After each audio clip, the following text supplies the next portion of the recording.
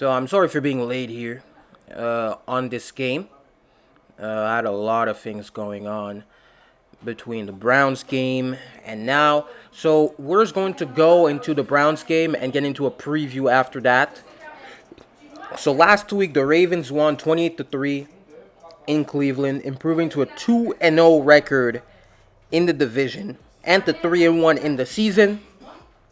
A very an an MVP level performance by Lamar, a com- a shutdown defense against DTR, who we're just going to get into it after. But yeah, uh, first off, I'm going to start with the defense actually.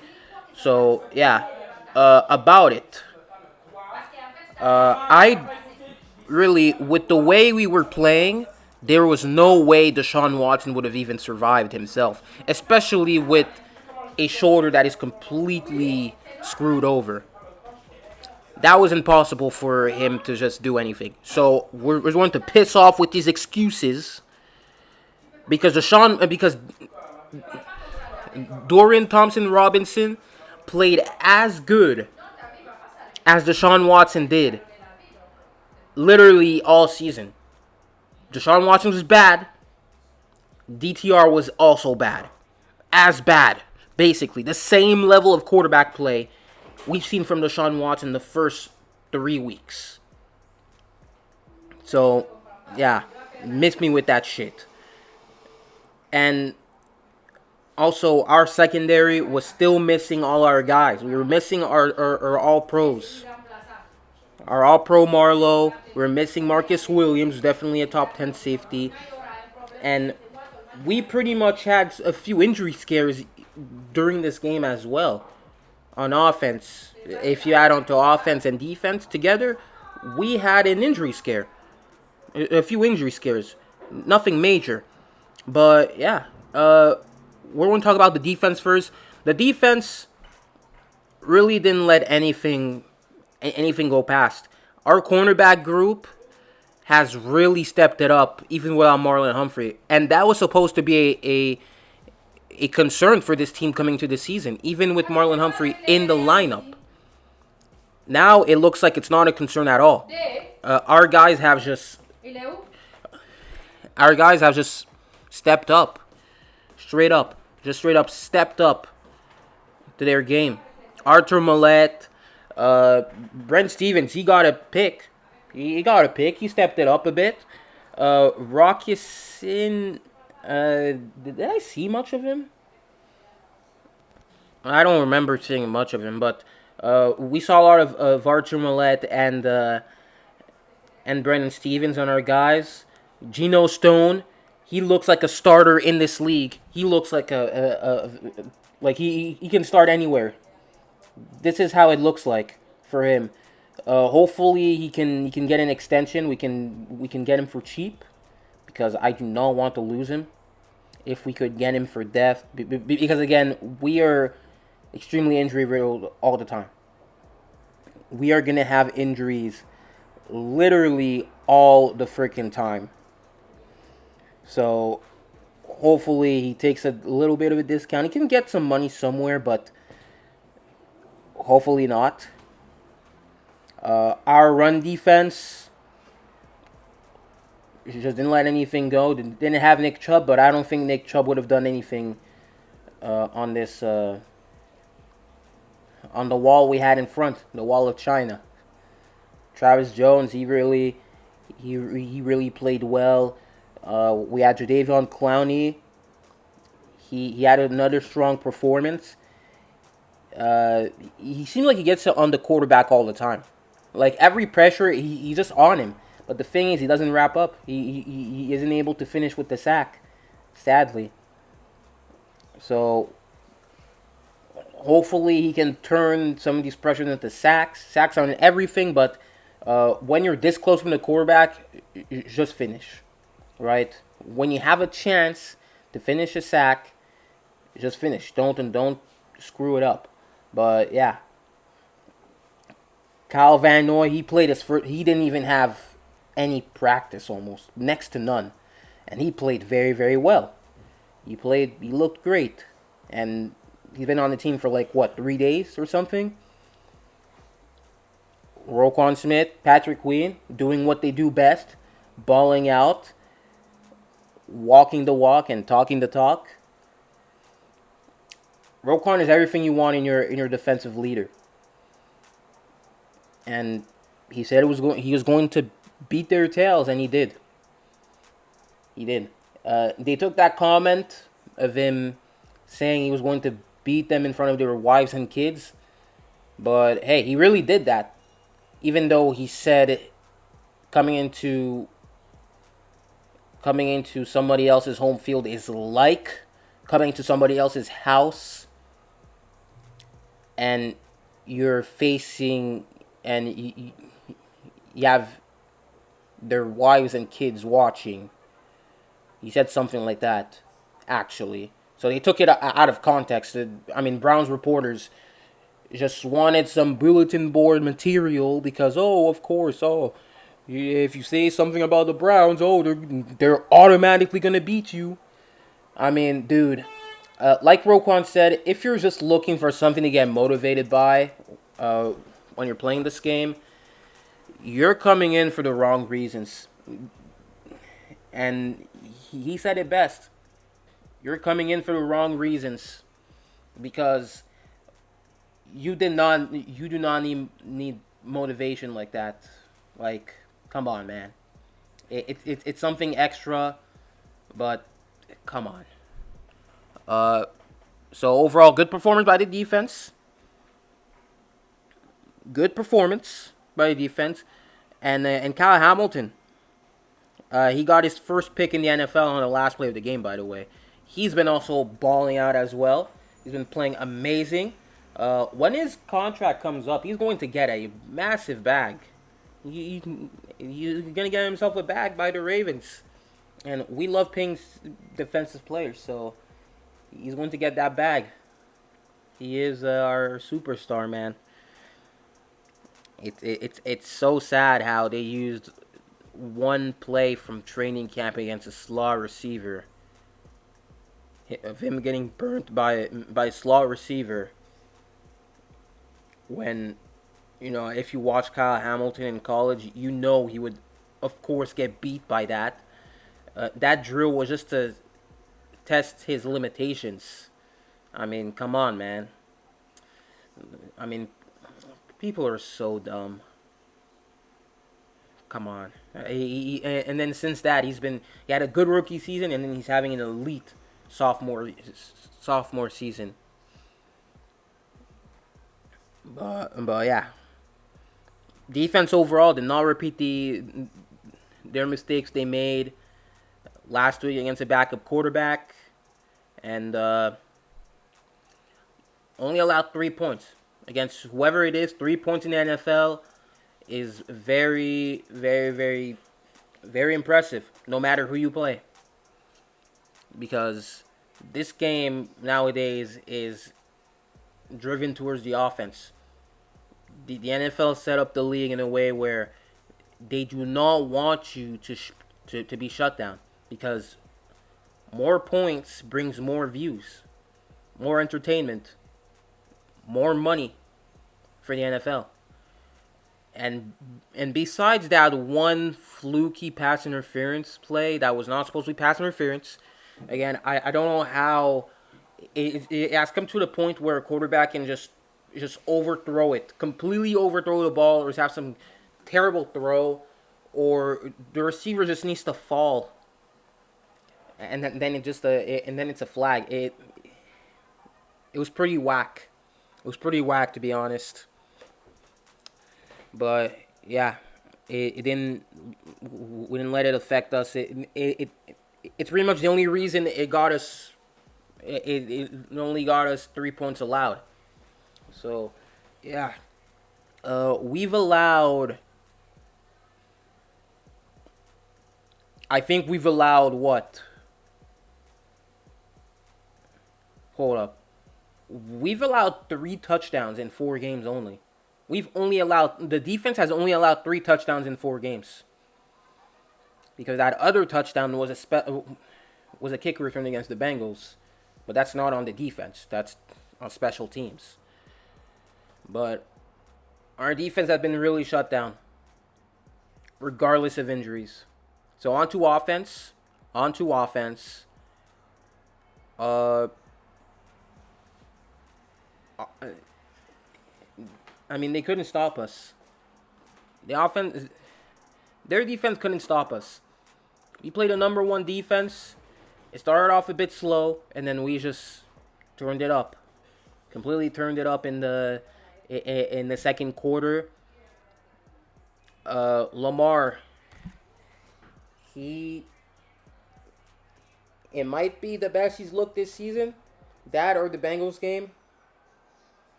He had a perfectly placed TD on Mark Andrews, and it's pretty much it was pretty much a damn near perfect game, you can say. Talking about Mark Andrews, he's starting to show up. He's starting to show up like the Mark Andrews we all know, and it's very apparent that he's healthy, that he looks healthy now. But yeah, Justice Hill as well. He only had 3 runs, but they were all efficient runs. So again, it's good on him to be turning his career around. In the Todd Monken zone scheme. Hopefully we can get more, but yeah, it's not gonna get easier to get more touches since Keaton Williams is going to come back. He is getting activated. I'm gonna have to check after if Keaton Williams is gonna be playing against the Steelers or if there's any designation because he got activated after the game. So Zay Flowers, every week he seems to have now one big play. Again, it was a very important play, because it was a second and long. Lamar rolls out, perfect ball. Zay Flowers, he gets open. You love to see it. And then it leads to a Mark Andrews touchdown. So about the offensive line, don't go into the stat sheet and say, "Oh, they played good because Myles Garrett only got 1 sack." Myles Garrett completely ate up. He completely took McHarry and Falele's lunch money that game. If you watch the tape, they were completely. I mean, they were getting beat like a drum. Completely. And there was a lot of plays where it could have gone Lamar season-ending injury. Could have completely ended the season for the team. But luckily, we had plays where Gus, he blocked. Melvin Gordon, he got a few blocks as well. Oh, and by the way, Melvin Gordon, he's been playing pretty well. He's been holding on. He's been doing good for himself. Running hard. I still am scared every time he touches the ball, with the fear of him fumbling. But so far, so good. But yeah, Ronnie Stanley, please come back. And Morgan Moses, he got hurt as well. He got hurt. He's going to... Man. We're going to need Patrick Ricard to chip at them. Because we're playing TJ Watt and Alex Highsmith. We're going to need a lot of help from Patrick Ricard. Hopefully they do play, though. Hopefully they do play. But it's not. I'm going to spoil it here for you. It's not looking good for for Morgan Moses. It's not looking good for him. But yeah, the offensive line did not play that good of a game, except for like the inside has. But on the tackles, no, they look lost. Lost. Falele doesn't look ready to be a starter in this league. So, yeah. So that was pretty much it about the game. That's pretty much it about the game. A good win. Oh, and also one last thing, John Harbaugh needs to stop with that whole conservative BS, right? He needs to stop with that whole conservative BS because we are flying on offense, and then the second we're leading big, he just decides to go and and tell Munkin to go conservative. Go run, third down, Lamar save us. Basically. It's basically how it's been. And you're just screwing with the rhythm of the offense. When you're destroying them, you continue to destroy them. Literally all we did in the second half was run, Lamar save us. Come on, man. I mean, there's an bro, I know we were leading 21-3 and they might not come back, but there's another half to play. Just keep scoring until the end. It like, bro. But okay. So after the Browns game, a lot of terrible takes have taken place before this game. Again, national media has been very, very quiet about us destroying the number one defense and making lots of excuses that were never made for us when we had all these injuries, especially in the first 2 weeks when it looks like we've lost everybody. And we were still missing a lot of guys last week. But this week, we're about to have a few potential reinforcements. So, let's go through the injury report here. So, the questionable list. Odell, all right? So, he's expected to play. However, he said he's expected to play tomorrow. So, that's a return we would need, right? Marlon Humphrey, he hasn't played a game yet this season, but it looks like a foot injury. Maybe he plays. We don't know. Ronnie Stanley, he's questionable with his knee injury. Justice Hill, he was questionable. I think he missed a few practices this week. Yeah, he was limited until Friday. He was limited. Yeah. And about Odell, he was limited the entire week. But he said he is expected to play. So maybe he's likely to play. And about Stanley, he took a rest day today, but he practiced in full the rest of the week. So yeah. About Justice Hill, he was limited for Wednesday and Thursday, and today he was full.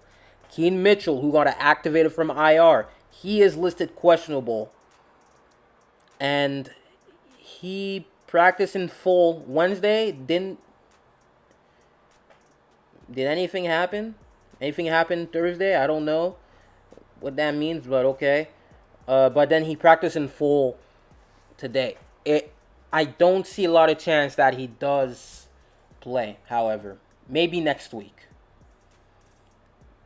But yeah,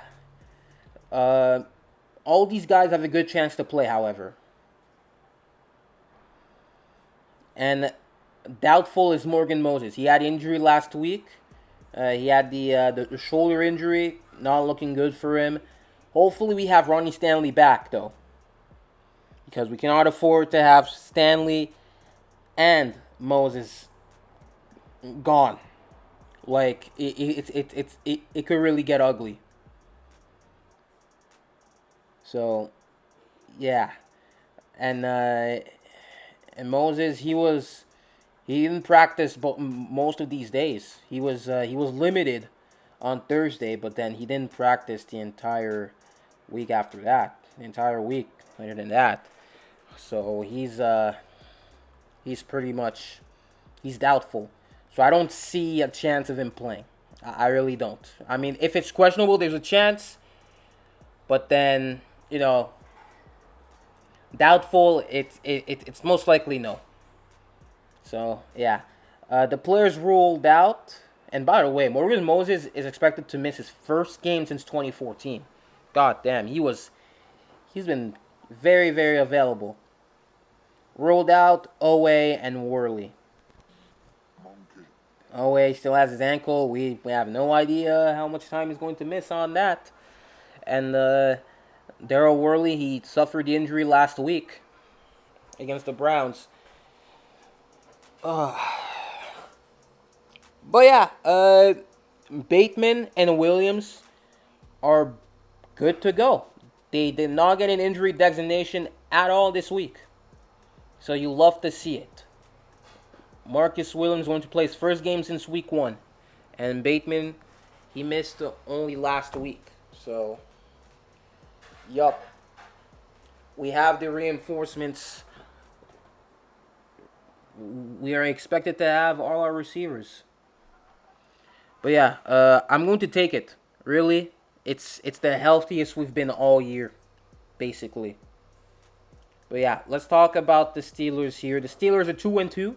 They just got blown out completely by the Texans last week. Both of their losses were blowouts.